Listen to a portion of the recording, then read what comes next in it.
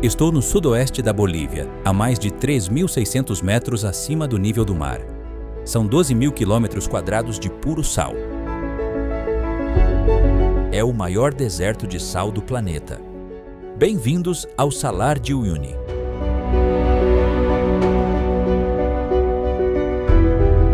Na estação seca, entre maio e novembro, o chão se cobre de hexágonos brancos perfeitos.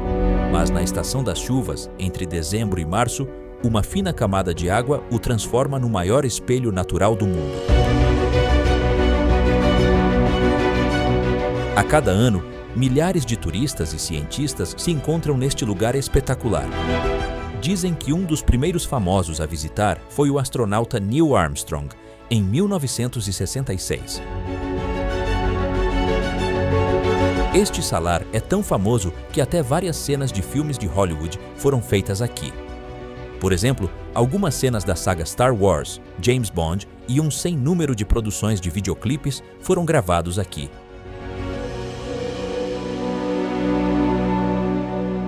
Debaixo desta camada de água não há apenas sal ou cloreto de sódio, mas o sal concentra vários minerais como magnésio, sódio, potássio e boro. Mas mais abaixo está La Salmoura, onde se encontra o famoso lítio em grandes quantidades. De fato, este lago é uma das maiores reservas de lítio do mundo. Mas, assim, à primeira vista, tudo o que se vê de branco aqui e que o torna um cenário singular é o sal.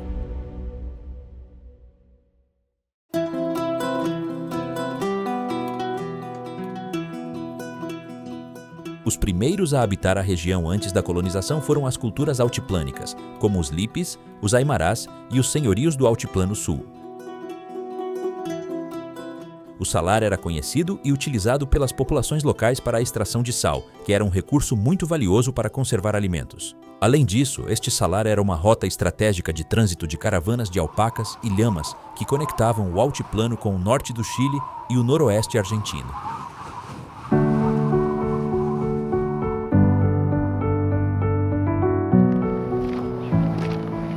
E enquanto caminho sobre este lago salino, lembro-me das palavras de Jesus: Vós sois o sal da terra, Mateus 5:13, fazendo referência a todos aqueles que aceitaram a Cristo como seu Salvador.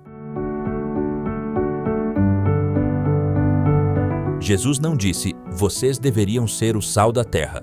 Jesus afirmou dizendo, vós sois, ou vocês são o sal da terra. Em outras palavras, Jesus está nos dizendo que o sal é a identidade do cristão. Mas a pergunta é, por que Jesus nos compara com o sal? Na Bíblia, o sal é mencionado não apenas para dar sabor aos alimentos, mas também para conservar alimentos. Mas em Números 18:19, diz que certas ofertas de sacrifícios deveriam estar sempre salpicadas com sal. Por isso se diz que o sal era usado para selar pactos, para fazer acordos sérios. E por que se usava o sal nos sacrifícios? Por que se faziam pactos ou acordos sérios com sal? Como o sal funciona como conservante? Isso é muito interessante. Vou explicar para vocês.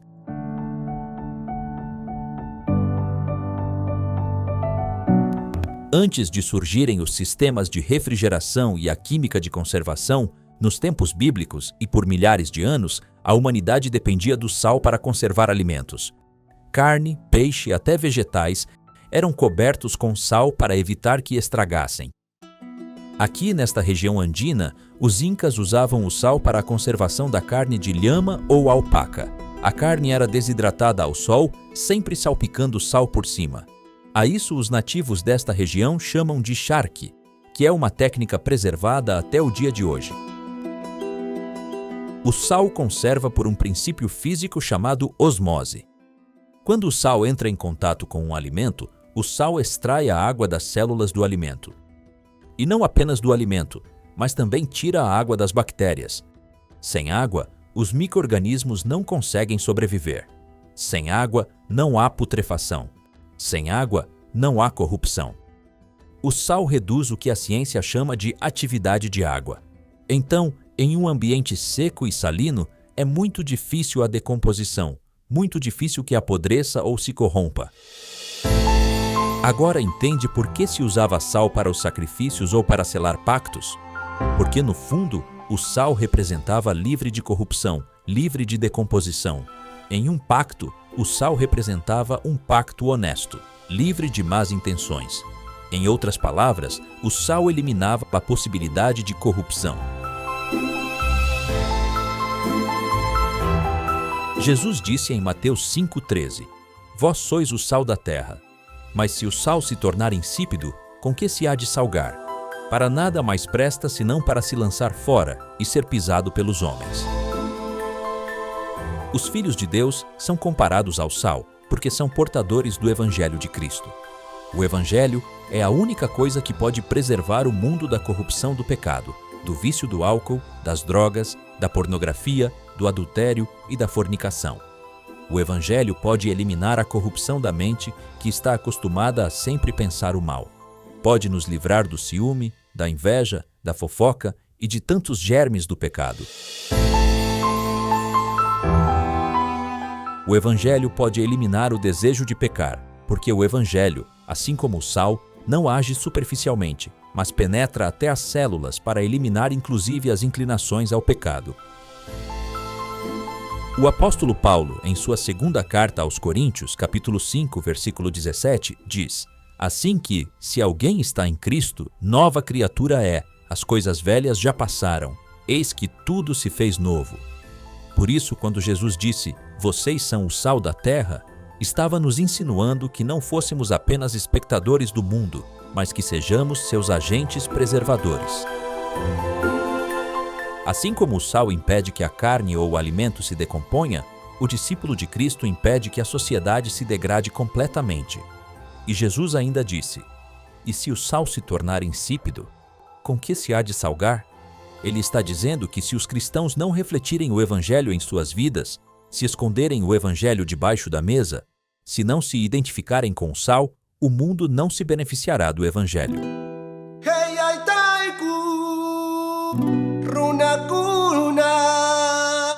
Segundo a lenda ou tradição oral do altiplano, disse que os vulcões Tunupa, Cusco e Cucina eram considerados montanhas vivas, apus. Eram os deuses que os incas deste lugar adoravam.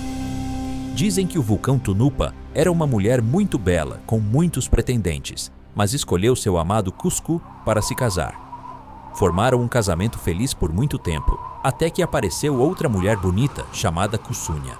Cusco abandona a deusa Tunupa, e ela chorou tanto enquanto amamentava seu filho pequeno, que seu leite se misturou com suas lágrimas e se formou o salar de Uyuni. Isso diz a lenda.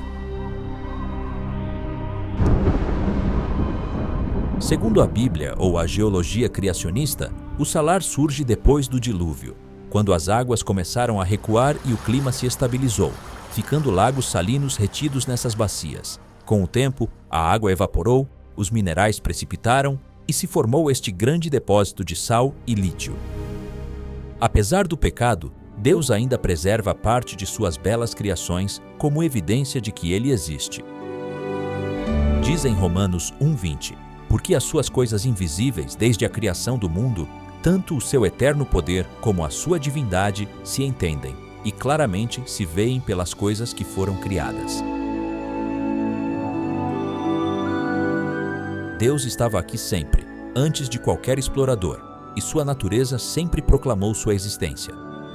Os incas que viviam neste lugar, embora não o conhecessem plenamente, sabiam que havia um ser superior aos deuses que eles concebiam. Esse Deus era o criador de todas essas maravilhas. Aqui, no salar de Uyuni, o sal cobre toda a paisagem. O sal o define, o identifica. Uyuni é conhecido por seu sal. Aqui há hotéis de luxo feitos de puro sal. Seus móveis são de sal, as estátuas são de sal, as lembranças são de sal. E como se não bastasse, o salar de Uyuni fornece sal para todo o país da Bolívia. Os habitantes desta região ganham a vida explorando o sal. Outros vivem do turismo, cujo maior atrativo é o sal. O sal aqui em Uyuni não é um elemento decorativo, é a essência do lugar. Quando falamos de Uyuni, falamos de sal. Assim deveria ser com os cristãos, não acha? Toda vez que falamos de cristãos, O mundo deveria relacionar isso com paz, com retidão, com salvação, com o Evangelho de Cristo. Isso deveria ser, não um adorno circunstancial, mas a própria identidade ou essência do cristão.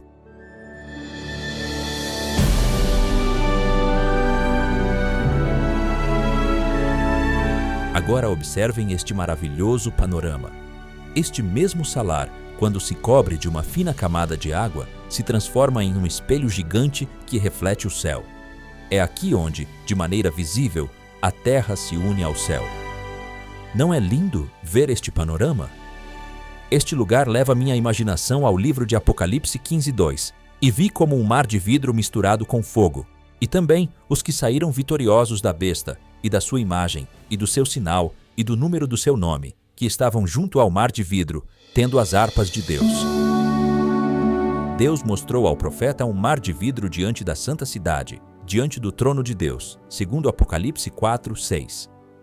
A água e o vidro têm várias coisas em comum. Ambos são reflexivos e ambos são transparentes.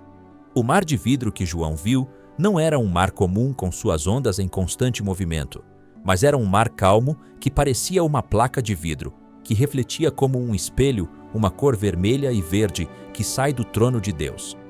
E sobre esse mar de vidro havia muita gente. E quem eram eles?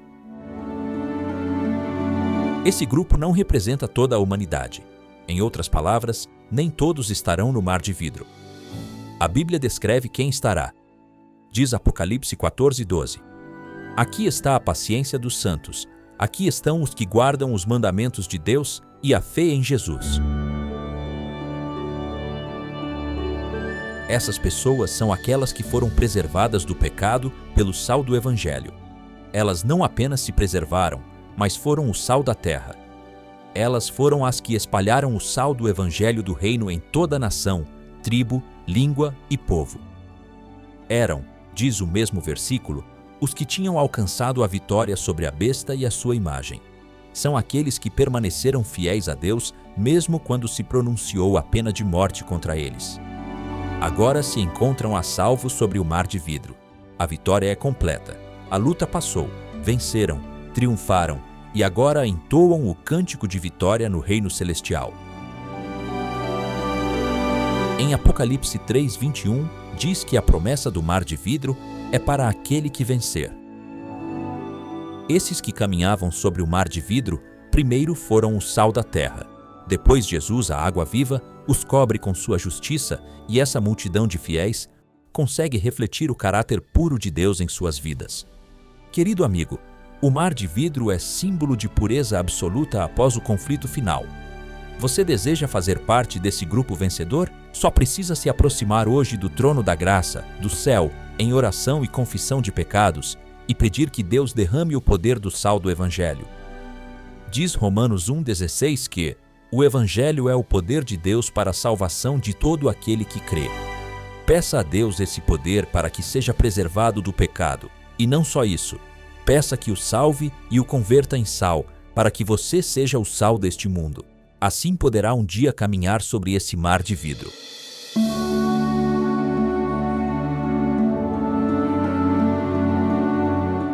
A cada ano, milhares de visitantes chegam aqui, atravessam em veículos 4x4, tiram fotos espetaculares com perspectivas impossíveis.